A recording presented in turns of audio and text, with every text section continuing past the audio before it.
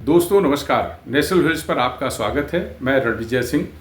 दिल्ली में आम आदमी पार्टी की नेता आतिशी मरलीना अब विधानसभा चुनाव होने तक दिल्ली की मुख्यमंत्री बनेंगी।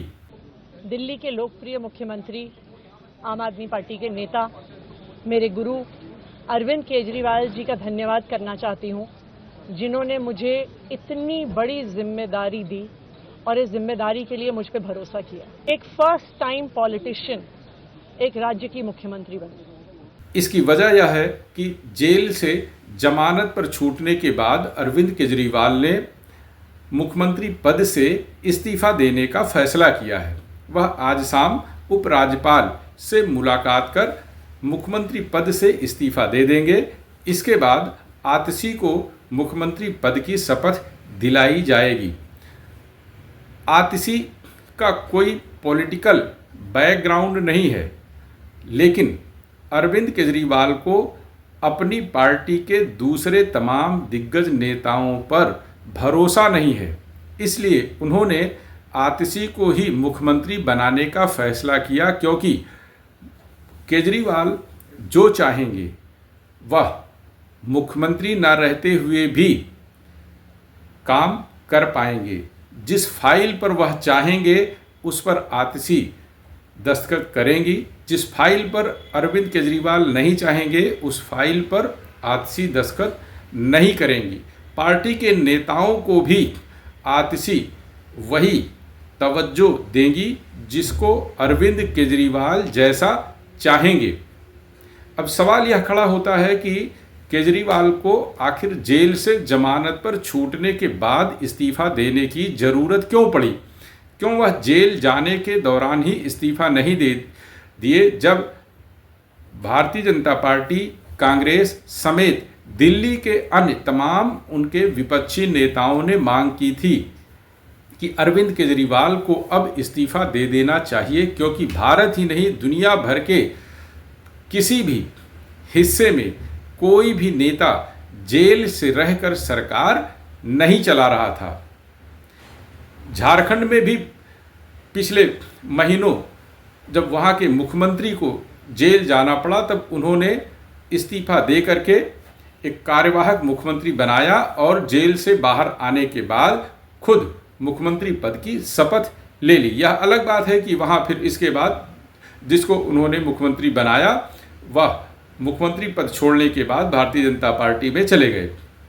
अरविंद केजरीवाल के साथ समस्या यह हुई कि उन्हें जमानत तो सुप्रीम कोर्ट ने दे दी, लेकिन बंदिशें इतनी तगड़ी लगा दी कि वह जेल से बाहर आने के बाद मुख्यमंत्री के रूप में काम नहीं कर सकते थे। ना वह किसी फाइल पर दस्तखत कर सकते थे, ना वह मुख्यमंत्री कार्यालय जा सकते थे, ना वह सचिवालय जा सकते थे, ना ही किसी अफसर को कोई दिशा निर्देश जारी कर सकते थे, जब तक कि सुप्रीम कोर्ट के निर्देशों के अनुसार अति आवश्यक ना हो जाए कि उपराज्यपाल से किसी मामले पर दस्तखत कराना हो।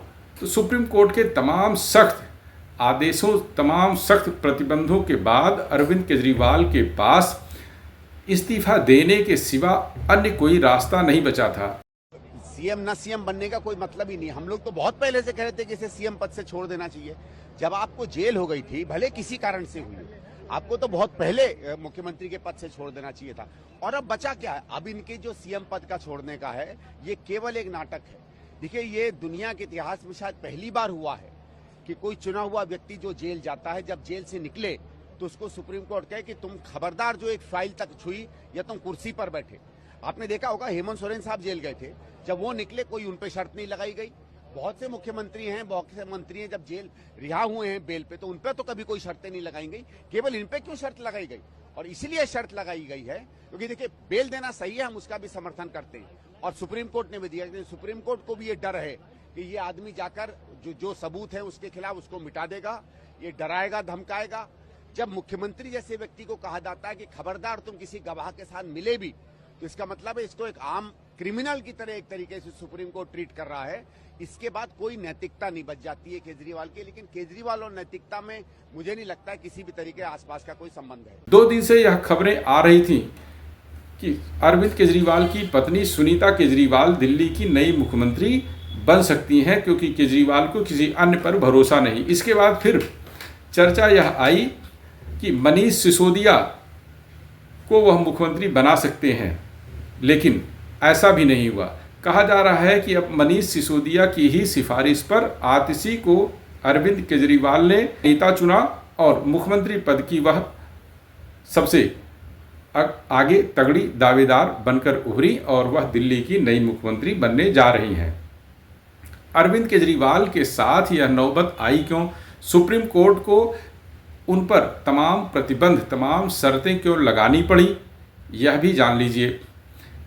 अरविंद केजरीवाल शराब घोटाला के मामले में ईडी और सीबीआई की जांचों का सामना कर रहे हैं।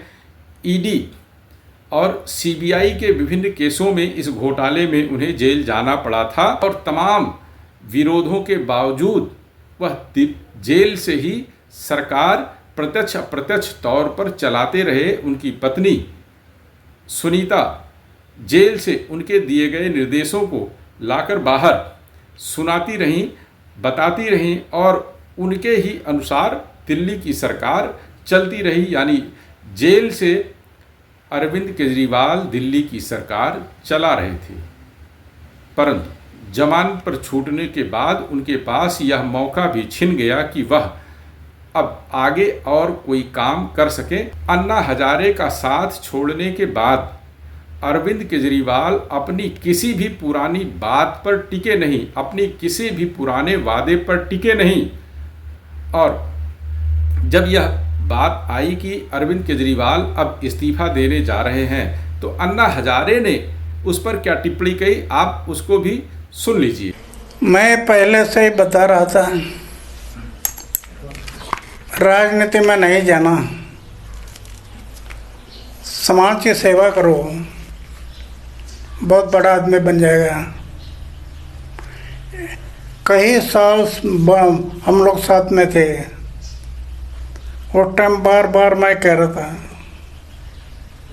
कि राजनीति में नहीं जाना, समाज सेवा ये अपने जीवन में आनंद दे दे, आनंद में डूबे रह रहा हूँ। लेकिन उसके दिल में नहीं लगा, वो बात आई नहीं। और आज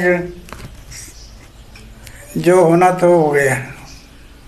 अन्ना, लेकिन जिस तरह से उनके ऊपर आरोप लगे, क्या आरोप लगने के कारण ही वो अब ये कह रहे हैं कि मैं अभी फिर से एक बार जनता के बीच जाऊंगा? जिस तरह से आरोप लगे उनके ऊपर, वो जेल में रहे, जेल से छूटने के बाद उनको ये समझा कि जनता में जाना चाहिए वापिस। नहीं, वो तो उनके दिल में क्या है मैं क्या जानता।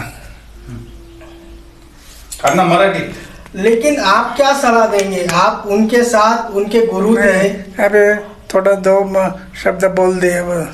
अन्ना हजारे अकेले ऐसे नेता नहीं हैं जिन्होंने अरविंद केजरीवाल के फैसलों पर सवाल उठाए हैं। उनके तमाम साथी भी अलग अलग अवसरों पर सवाल उठाते रहे हैं। तमाम साथी अरविंद केजरीवाल के जो पुराने उनके आंदोलन के समय के साथी थे, वह साथ छोड़ चुके, क्योंकि अरविंद केजरीवाल को किसी पर भरोसा नहीं और उनके पुराने साथियों को अरविंद केजरीवाल पर भी भरोसा नहीं कि वह जो आज कह रहे हैं वह कल करेंगे ही।